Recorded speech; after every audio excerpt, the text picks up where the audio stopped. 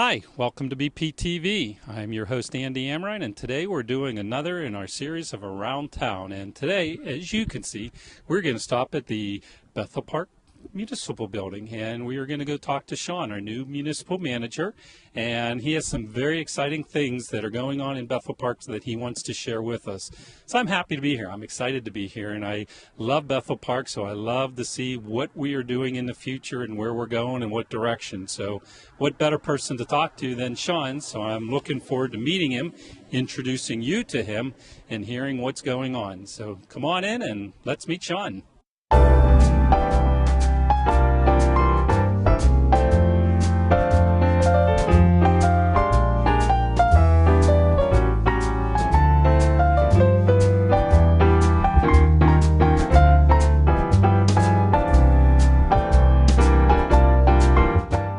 Sean, welcome to Bethel Park TV Cable. I want to introduce you to our wonderful community. So how about taking a minute and introduce yourself? Give us your name, and how about giving us a little bit of background as to, what brings you to Bethel Park, and just tell us a little bit about yourself. Okay, well, thank you, Andy. I really appreciate you having me on this morning and giving me a chance to talk about the community of the great municipality of Bethel Park. My name is Sean Arbaugh. I am the municipal manager of Bethel Park, and I'm originally from the DuBois Punxsutawney area. I grew up and born and raised in that area, and it was an interesting kind of childhood. After getting in some trouble with some explosives when I was young, I decided to utilize that to something positive, and I was able to join the United States Army and got a job as a combat engineer, which the primary function of the combat engineer was to actually blow stuff up. So it was a really good fit for me. But real interesting time. So after high school, I joined the U.S. Army Reserves, and it was a really interesting time frame where I was stationed in Missouri for some time, and also spent some time in Iraq as part of the spearhead to Baghdad. So I was involved in that conflict. When I got out of the Army Reserves, was able to go to college, and went to Keystone College, which is a small college just north of Scranton area over in the northeastern part of Pennsylvania, and received my bachelor's degree in environmental resource management. From there, I obtained employment with the Pennsylvania Department of Environmental Protection. So I actually worked out of the Harrisburg area, and my initial job at the Department of Environmental Protection was an inspector of wastewater treatment facilities, industries, and various businesses in the area. So really great experience getting out to meet folks and inspecting facilities and seeing how things are made in industrial facilities, and just a really interesting time frame. Eventually, with the Pennsylvania DEP, I moved up into a compliance role and then a management role, and got a little tired of beating up on municipalities and industries and businesses, and was involved in court a lot and some penalties and things along those lines. So I decided to try to make a change. So I went back to school for my Master's of Public Administration at Kutztown University, and I was able to graduate from Kutztown University and received employment at South Londonderry Township. South Londonderry Township is a small township over in Lebanon County, adjacent to Hershey and Lancaster County, Pennsylvania. And I was a township manager in South Londonderry Township for about a year and a half. Really great experience, though, in South Londonderry, where I was zoning officer, manager, secretary, right-to-know officer. Basically got to wear every single hat there, planner, and really great experience there, and really enjoyed my time there.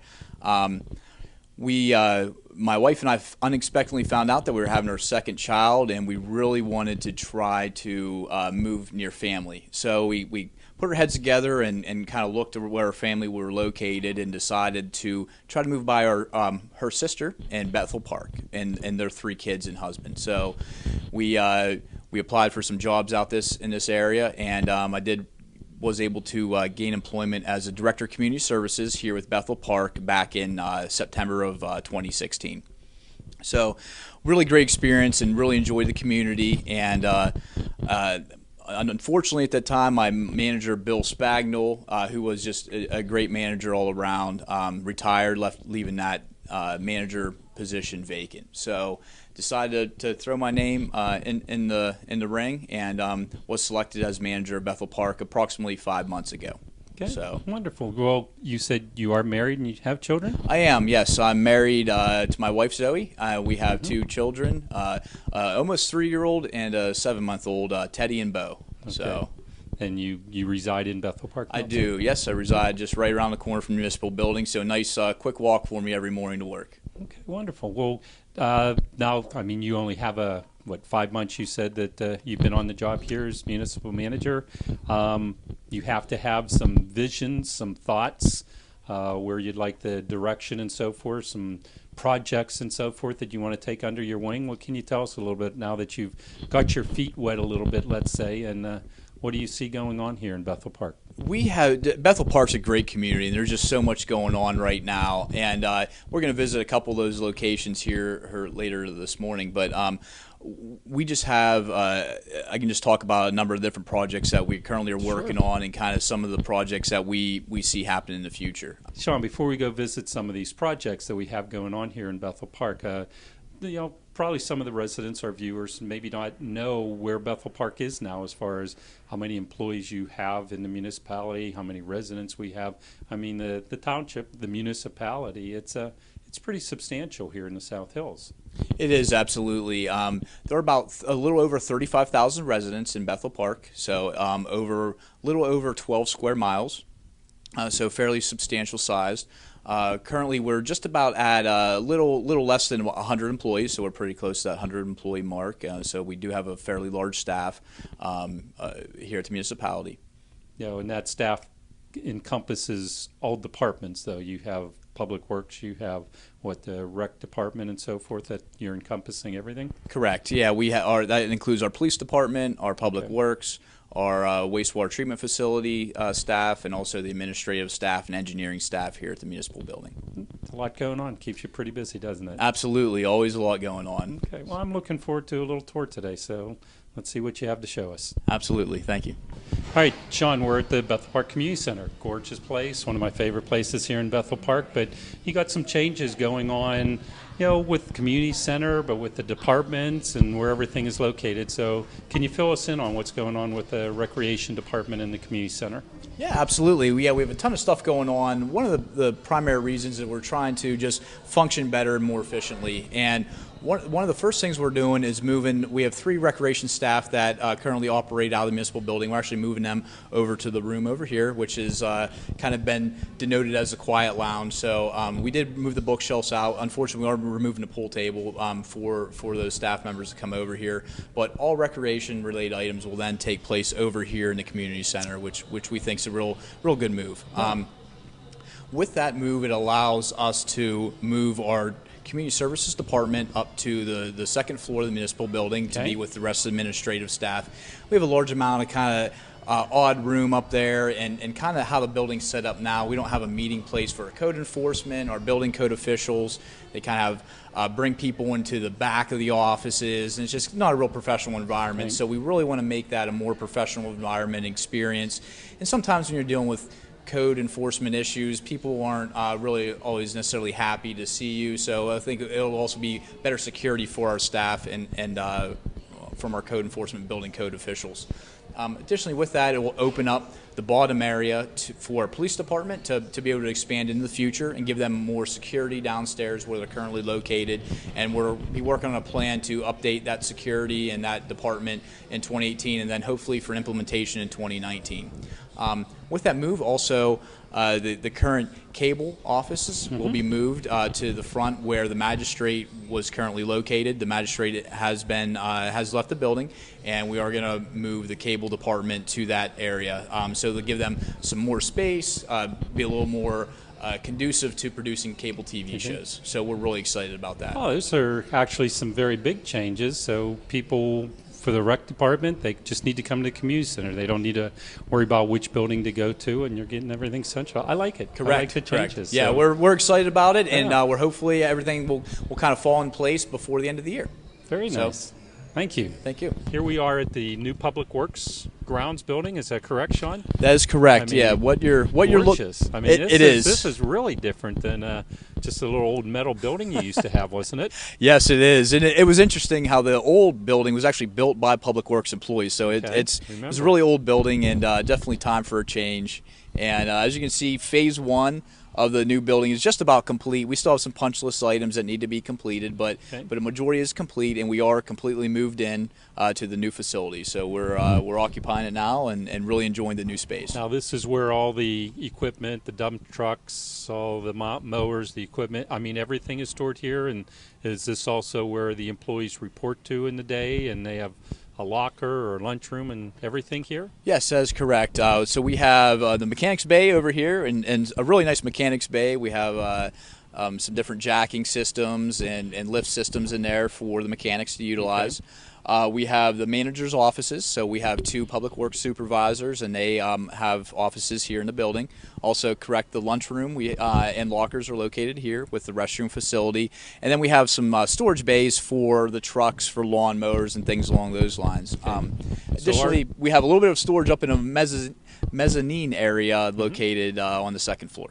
So the municipality, though, everything's self-contained. You take care of all your own maintenance for the vehicles and inspections and put on the tires and so forth. It saves the municipality a lot of money just because you do everything in-house? We do a majority of work in-house. There are some things that we do sub out, but yeah, majority of the work we do in-house. Okay. And how about behind you? I see this giant, I mean absolutely giant building.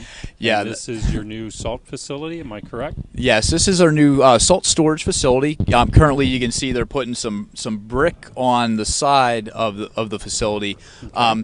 This is a 260 by 45 foot facility, and it holds approximately 4,000 tons of salt. So we're really excited to have this, as in prior years we had our salt kind of stored under some tarps, and tarps are really difficult to work with and not the most environmentally friendly mechanism to store salt. So this is going to keep water out, keep our salt in good condition and dry, and keep it out of the environment until we need it. And how much salt do you use a year? We use approximately 8,000 tons a year. We've had 2 down years, so we are a little bit, we do have some extra salt on site at this point, but typically about 8,000 tons a year. Any salt shortage this year for you? Nope, not at all this year. So what kind of winter are we going to have? Hopefully about a 6,000 ton year, so that'll be a decently mild year. Now, what does salt do to your building? Salt to a structure can cause some deterioration and some issues with it. So the building we have is kind of specialized. It's a specialized fabric structure building. Does come with a nice long warranty for us also, so that it will stay for the next 20 years. Okay, wonderful. Thank you. One other thing I just wanted to add. What else do we have, Sean? We additionally are adding a secondary containment area and what's called an AccuBrine pre-wet system. So the new AccuBrine system is going to allow us to actually pre-wet the roadways.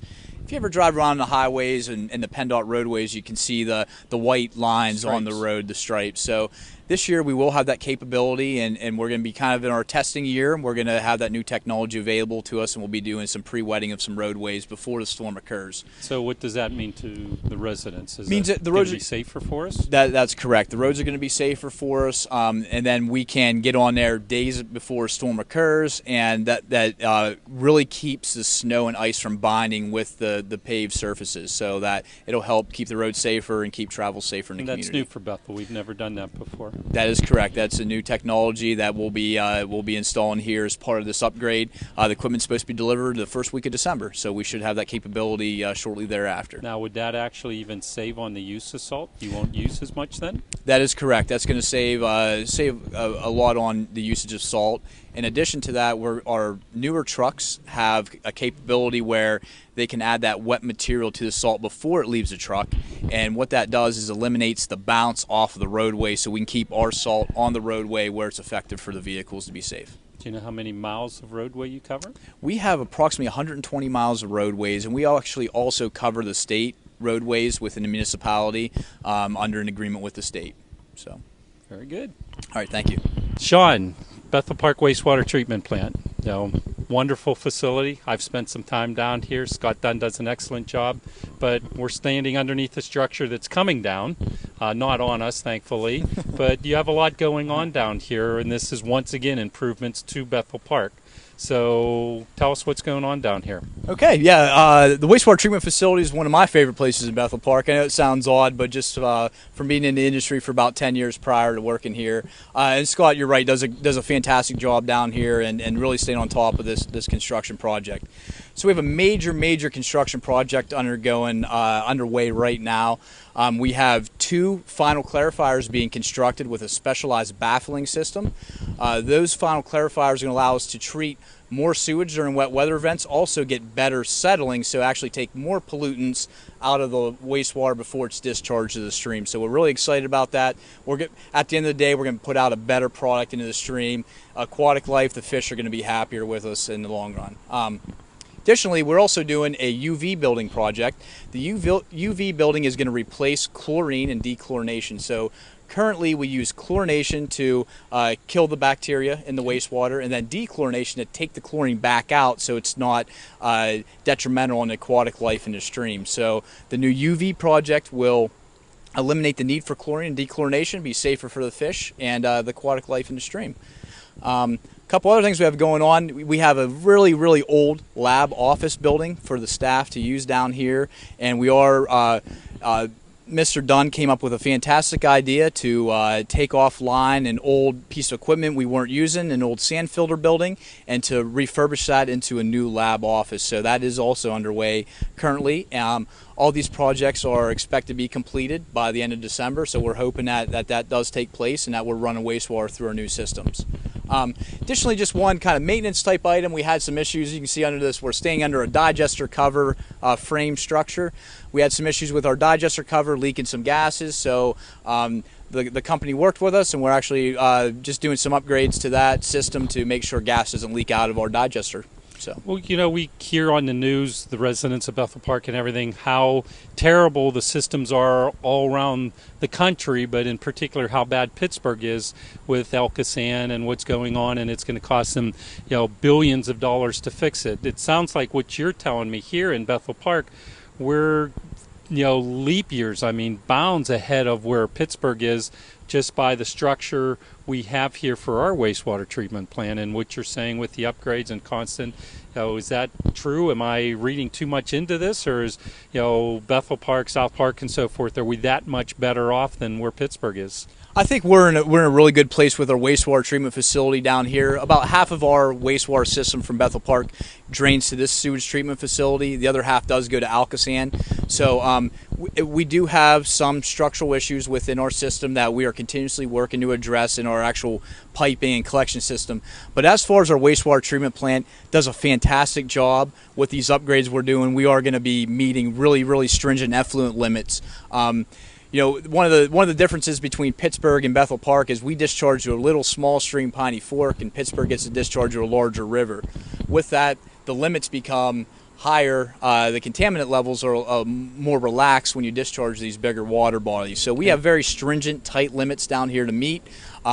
Scott and the staff down here do a great job meeting those limits, and with these upgrades, we expect to be well below those limits and putting out a real nice product to the stream. It's another good reason to live in Bethel Park. Absolutely. All right, Sean, we are at Village Green, correct? Correct. Okay, yeah, this is our Village Green Park. We have some brand new, playground equipment here, so we go from construction equipment to playground equipment. But once again, this just shows you have a lot going on here in Bethel Park. So tell us about the park's recreation and Village Green and some of your other sites. Yeah, so Village Green's a great site. We have a lot going on here. Recently, we received a grant to do 2 playground structures. So this one we're standing on is the 5 to 12 year age group, and then we have another one for the smaller kids, the 2 to 5 year olds. So that's right on the other side of the restroom facilities. But we did receive a grant for this, and along with that grant, we were able to do some other work.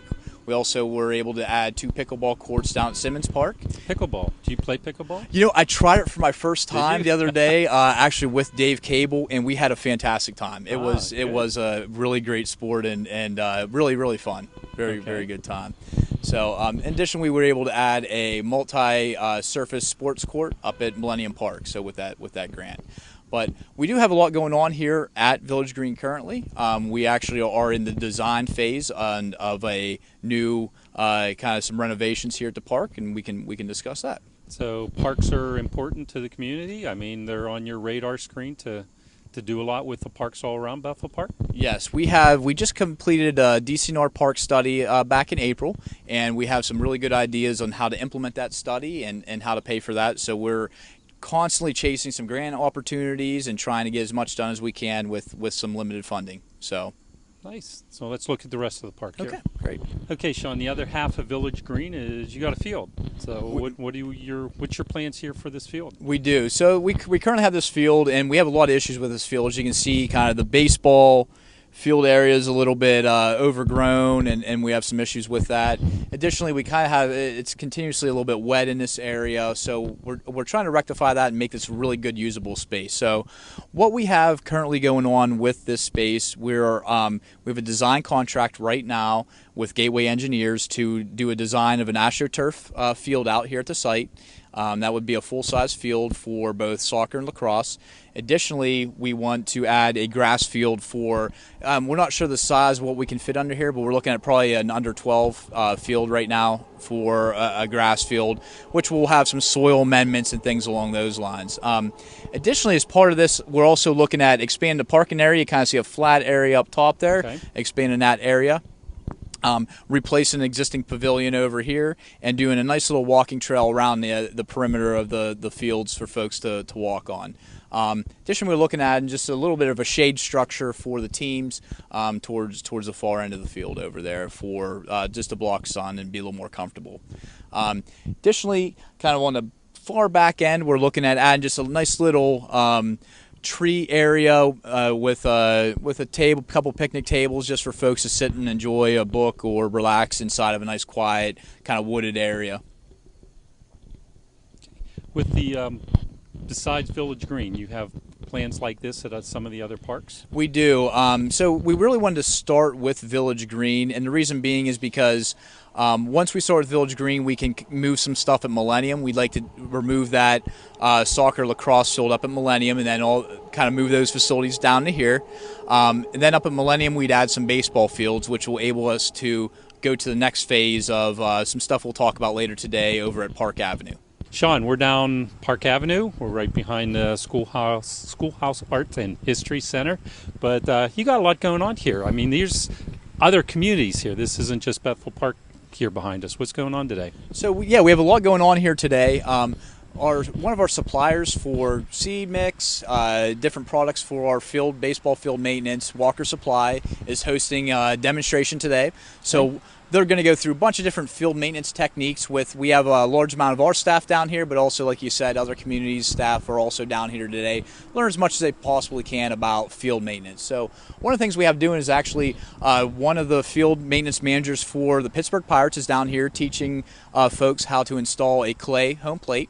So they're working on that for us here today. One of the things that we really want to improve on our fields are home plate and pitcher's mound with its clay material. So it's one thing they're doing today. They're also doing a host of different trainings talking about actual grass maintenance, infield maintenance. They have different pieces of equipment out here to demonstrate today. But all of this is part of one of our big innovative projects is to really improve our field conditions. And we started this year with some different techniques. One specifically is using a piece of equipment we call our Bannerman. It's a little bit heavier piece of equipment, but does a real nice job on the fields and puts a real nice finish on it.